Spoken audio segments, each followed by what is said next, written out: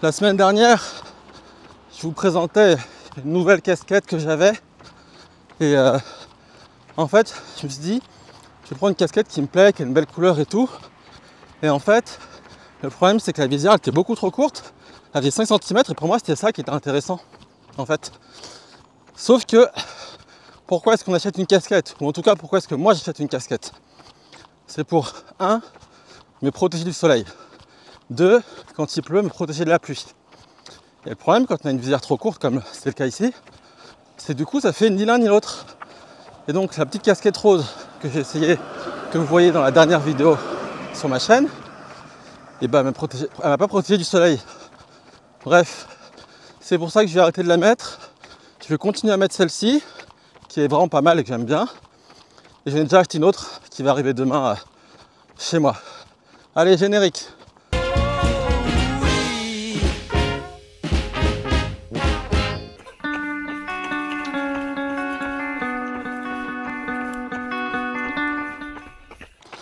Allez, dans la vidéo d'aujourd'hui, on va parler de ma peur de me blesser en course à pied. Parce qu'en fait, en gros, dès le départ, quand j'ai commencé l'entraînement pour un 10 km, ce que j'ai fait, c'est que j'ai lu un peu tout ce qui se disait sur les conseils pour faire la course à pied et réussir surtout. Parce que le but, c'est pas juste de faire une course de 10 km et puis d'arrêter, mais c'est de courir vraiment longtemps.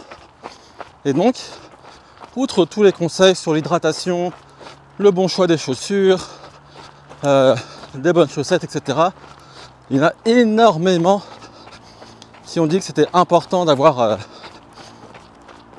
faire du renforcement musculaire pour prévenir les blessures.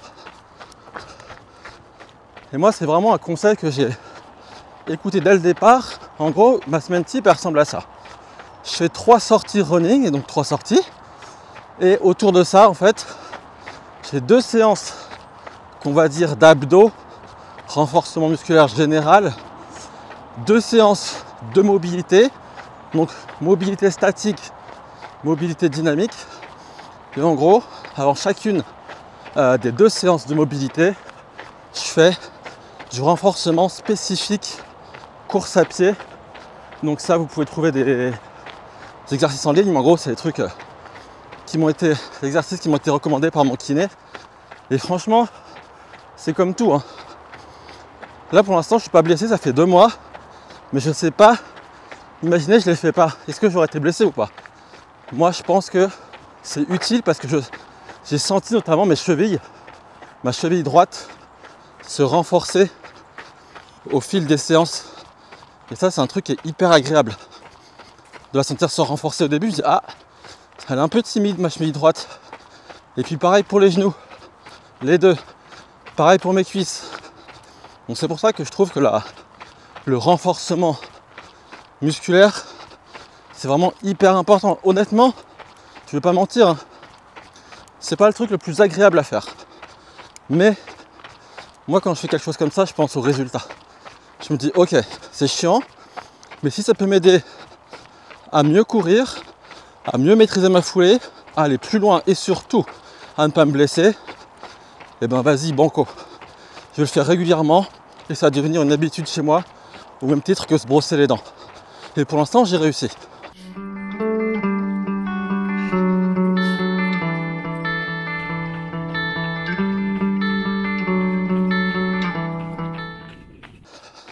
Au-delà du renforcement musculaire, il y a aussi un point qui est crucial, c'est que je mets un point d'honneur à me faire un vrai échauffement avant chaque sortie et après chaque sortie.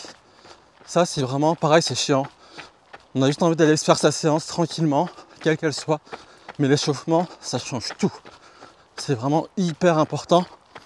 Et c'est marrant parce que quand je lis des messages de gens sur les réseaux sociaux qui disent ouais, je me blesse et je comprends pas, et à chaque fois les gens ils demandent, ils disent oui mais tu t'échauffes et tout, et les gens ils disent oui non c'est vrai que je passe toujours cette étape. Et à chaque fois je me dis bah oui, c'est logique. Tu vas pour faire un effort qui est important en course à pied et tu t'échauffes même pas, c'est pas bon. Donc ça vraiment il faut le faire dès le début de votre pratique.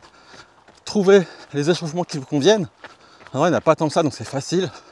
Ça prend une dizaine de minutes avant et après et ça va vraiment changer votre vie. Mais il n'y a pas que ça. Il y a aussi toute la partie récupération après le run. Je m'explique. Vous avez couru, c'est bien, bravo.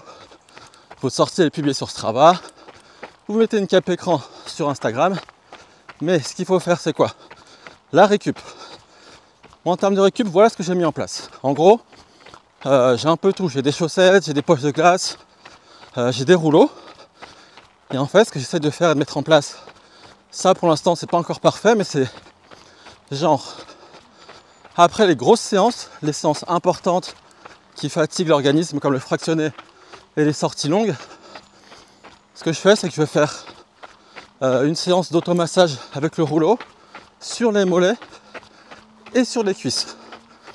Donc je fais 3 minutes, en gros 3 minutes par membre, c'est-à-dire 3 minutes sur le mollet droit, 3 minutes sur le mollet gauche, et après les cuisses je les fais ensemble parce que j'arrive pas à les faire une à une, je trouve ça compliqué, bref. Je fais ça. Ensuite, je me lave du coup. Ensuite, je mets mes chaussettes de récupération toute l'après-midi. Et c'est ça mon système de récup. Et aussi, une fois que j'ai les chaussettes, je mets les jambes en l'air pendant 15 minutes pour que le sang il circule dans les jambes, en gros. Et qu'il retourne vers le cœur pour évacuer les toxines des mollets et des cuisses. Et en fait, la poche de glace, au final, j'utilise seulement quand je ressens une petite alerte sur la cheville, sur le genou. Ça aide un peu à accélérer le sang qui se disperse en fait. Mais à part ça, j'utilise vraiment jamais trop la poche de glace. J'y vais assez tranquillement. Et puis enfin, le point final de toute la récup qui est le plus important, c'est le fait de ne rien faire. C'est un truc qui est dur à comprendre, je trouve, quand on n'a pas trop, on ne s'est pas renseigné sur la pratique de la course à pied. Mais quand vous ne courez pas, et ben votre corps il récupère. Et c'est à ce moment précis que vous progressez. C'est pas quand vous courez et que vous faites vos intervalles. C'est quand vous récupérez. En fait, le temps passé entre deux séances, c'est le temps où votre corps il assimile. Il dit ok, donc là il a couru 1 heure, ok. Et ben la prochaine fois, je saurai que je vais devoir préparer le corps, enfin me préparer, parce que c'est le corps qui parle, à courir pendant 1 heure. C'est pour ça qu'il ne faut pas négliger les jours de repos. Encore une fois, je parle pour les débutants comme moi. Je parle pas pour les gens qui courent 5 fois par semaine, les élites, tout ça. Non. Et quand c'est comme ça, il faut surtout écouter son corps. Parce que des fois,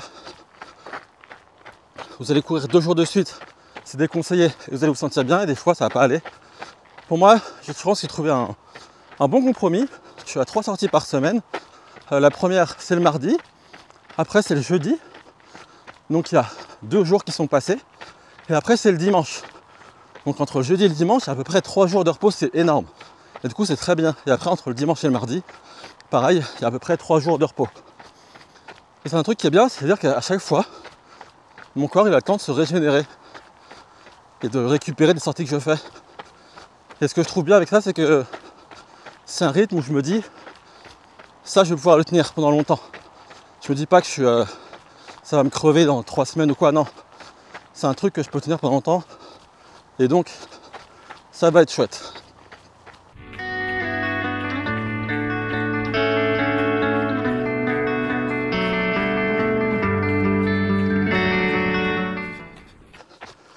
Allez, ma sortie du dimanche d'1h20 en zone 2, endurance fondamentale, touche à sa fin.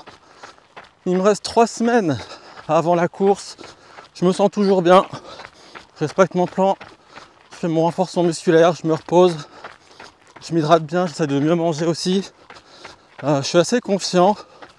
Là, je sors des 2 semaines les plus difficiles de l'entraînement où il y avait le plus de volume, le plus d'intensité. Je me sens bien.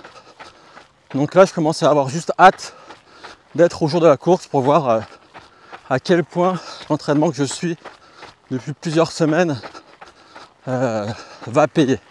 Là, j'ai juste hâte. Mais en attendant, je continue à faire toutes mes séances jusqu'au bout.